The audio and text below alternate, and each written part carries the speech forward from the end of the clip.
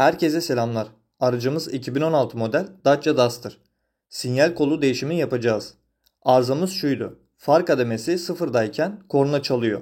Fakat park veya far açma kademesine çevirince korna çalmıyordu. Tamiri belki vardır fakat biz direkt parça değişimine karar verdik. Anlatıma geçmeden önce kanala abone olup videoyu beğenerek bana destek olabilirsiniz. Sinyal kolunu sökmek için ilk önce direksiyon arkasında bulunan plastik parçayı sökeceğiz. Gösterdiğim 2 adet 20'lik Torx vidamızı söküyoruz.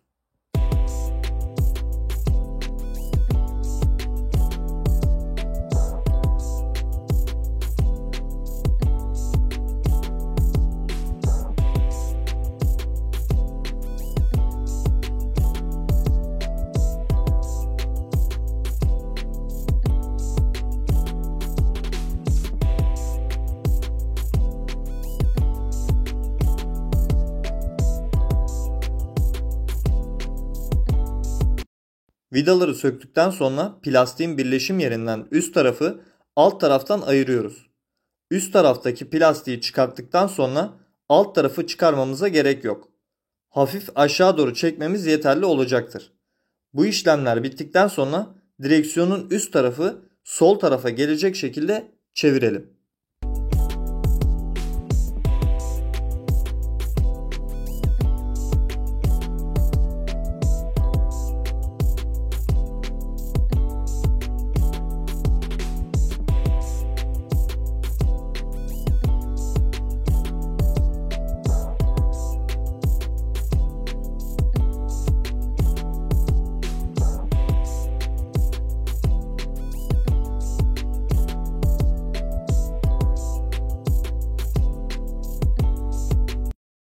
Plastik işlemleri bittikten sonra görüntümüz bu şekilde olacaktır.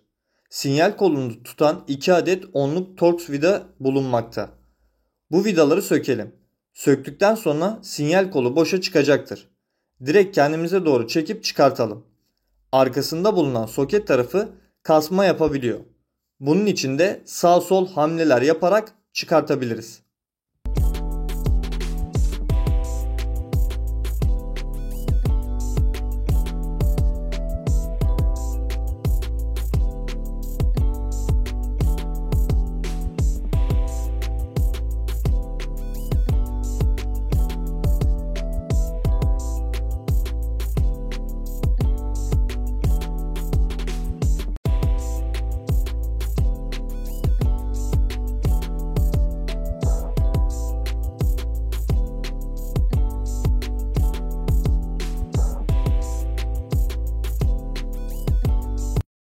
Soketin üzerinde bulunan tırnağa baskı yaparak çekip soketimizi çıkartalım.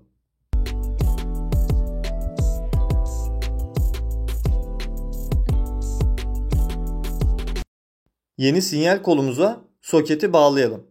Tırnak sistemi tek taraflıdır. Ters bağlama gibi bir durum yoktur.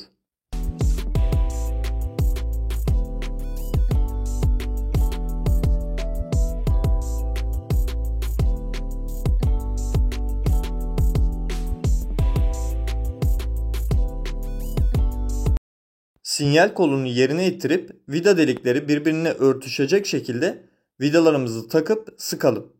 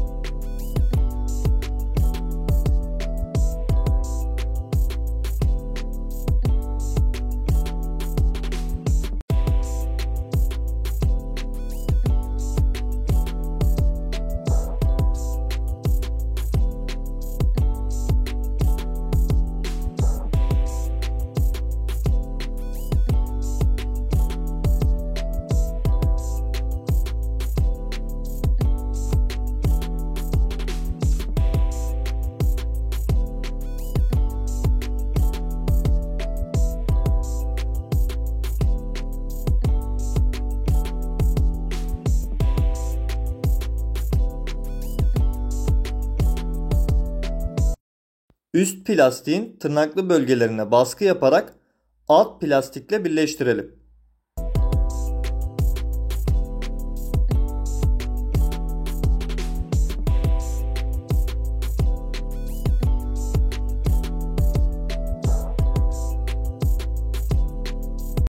Son olarak altta bulunan iki vidamızı yerine takıp sıkalım. Sırasıyla park, far, selektör, korna işlemlerinin kontrolünü yapalım. İşlemimiz bu kadar. Yardımcı olabildiysem ne mutlu. İstek ve takıldığınız yerleri muhakkak yorumlarda belirtiniz. Kanala abone olmayı, videoyu beğenmeyi unutmayınız. Başka araç ve videolarda görüşmek üzere. Kendinize iyi bakın.